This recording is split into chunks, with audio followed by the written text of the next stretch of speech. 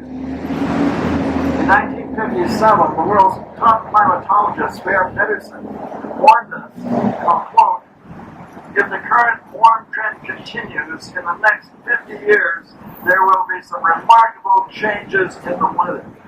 He predicted that if this continues, there will be very little summer ice. I was a student at that time, and that became the topic of the seminars that I was organizing in 1959 as a teaching assistant. We were wondering then, way back in 1959, what would climate change mean for agriculture? And we are learning today. We've got droughts in California and Arizona and Texas, all across the southwestern states. We've got the north burning up with forest fires, BC with bugs beating our forests and forest fires through British Columbia. We had a meeting at Metro Vancouver last week of our Utilities Committee. And the researchers at Metro Vancouver told us that we are well on the way to maintain the track we have been going for the last decade or so to the worst of climate change. There has been no alteration in the track.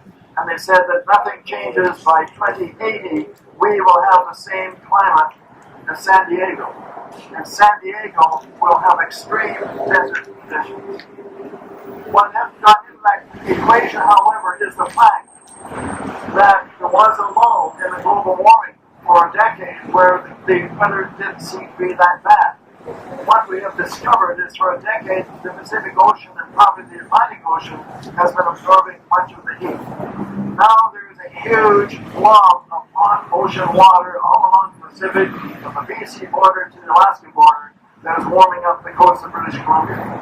It's been there for 2 years, and if it continues, the experts tell us we will have the climate of San Diego probably by 2050. Well, what does that have to do with the Site C Dam? The Site C Dam is a potential breadbasket for the people of British Columbia. Wendy Holm, the agronomist, has estimated there's enough land there to grow food for 1 million people. We are losing land dramatically through the province. The Site C Dam threatens 30,000 acres. The bridge, the massive bridge from Richmond to Delta, threatens thousands of more acres. What people do not realize is that only 1.1% of British Columbia has the fertile soil that can grow the fruits and vegetables that we consume daily. Canada grows a lot of wheat, and we grow beef cattle, but we don't grow enough vegetables. When we brought in the Agricultural Land Reserve in 1973, we were concerned about climate change. We were concerned about the loss of farmland. And at that time, we were producing 86% of our vegetables and leafy grains.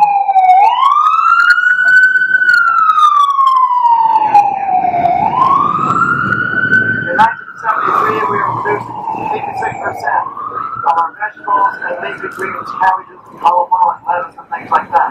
Today it's 43%, and we are dependent upon California and the farmlands around Los Angeles, San Diego, San Francisco, or south.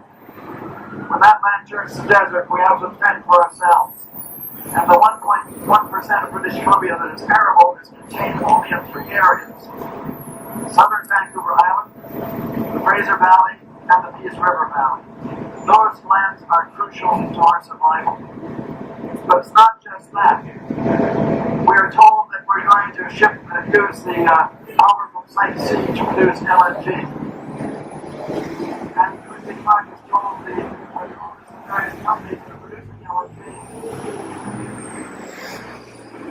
Christian Clark has told us that companies that are producing LNG that they should use electricity to convert natural gas to LNG rather than burning natural gas. Because burning natural gas in British Columbia will contribute to the climate factor that we have to reduce. So instead, she's intending to produce electricity from the Site C Dam. What she hasn't told us, and very few people have researched, is that the Site C Dam is also a net producer of greenhouse gases. Bear with me till I get my figures. I just worked these out a couple of days ago. The Site C Dam is subject to 2 results: sequestering and emissions. Sequestering of carbon dioxide is reduced by cutting down the trees and flooding the grasslands and hayfields. The U.S. Department of Agriculture estimates that trees sequester 2.7 million tons of carbon dioxide per year, up to 7.7 million tons of carbon dioxide per year. 7.7 million tons is in soils that are equivalent to the soils of the Peace River. They also estimate that grass and hay, which grows in the Peace River, sequesters 1.1 million tons to 4.8 million tons per acre per year. The Rhode Island Institute estimates that growing organic vegetables will sequester 1.6 million tons per acre per year. So I figured it out that the loss sequestering at Site C by cutting down the trees and destroying the fields and the hay fields, the sequestering loss, it ranges somewhere between 90,000 tons per year to 230,000 tons per year, and I suspect because it's such rich soils, it is closer to the 230,000 per year figure. And then there's the emissions. When you flood a valley like that, if you flood a valley like the Capilano River up in North Vancouver, which has steep slopes and no fertile soils, no alluvial soils, your emissions are low. Flood a valley like the Peace River, which is fertile fields laid down over 10,000 years, the soil is very, very rich in carbon.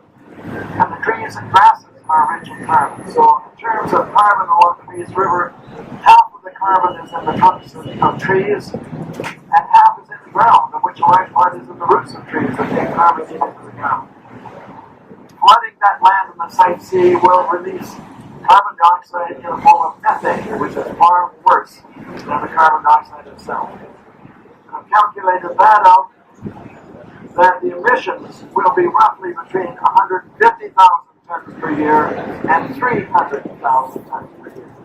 So when Kirsty Clark is telling us this is a green power site, she has to add that in, because believe you me, if this goes ahead, we will be demanding that the carbon cost of the Site C dam be added to the carbon cost of oil and gas and jet fuel and LNG. Total range I calculated so far, the Site C will cost somewhere between 250,000 tons per year and 500,000 tons per year carbon cost. That must be credited for. Canada must compensate for this carbon cost under the Paris Agreement that Justin Trudeau signed. That is Justin Trudeau. Today we're in front of the office of Judy Wilson-Bible. I know Judy. I was a plant-based negotiator at the Blossom First Nation table representing Metro Vancouver. And she came to our table and she was very fair. I was very impressed with how concerned she was for the rights of First Nations people and how concerned she was that our negotiation process was fair. But Justin Trudeau has gone to the United Nations, and I know that Judy supports this, and fought hard for the United Nations to sign a declaration of rights for Indigenous people, for First Nations people. Yeah, Justin Trudeau only supports the rights of individuals. Justin Trudeau supports the right of First Nations people, and the United Nations does not support the rights of First Nations people in Canada. Hey. Approved the Site C dam over the objections of our First Nations people. And the speaker from Treaty 8 isn't here yet, but you have to look from their perspective. This is the Site C dam. There was the Site A dam. The Site A dam, and now it is C. And they're not left with much, they don't have much left.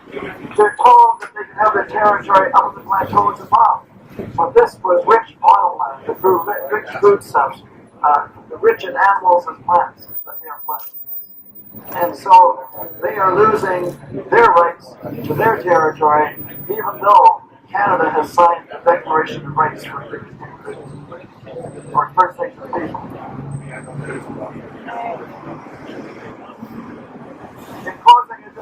say that the sightseeing dam must not proceed.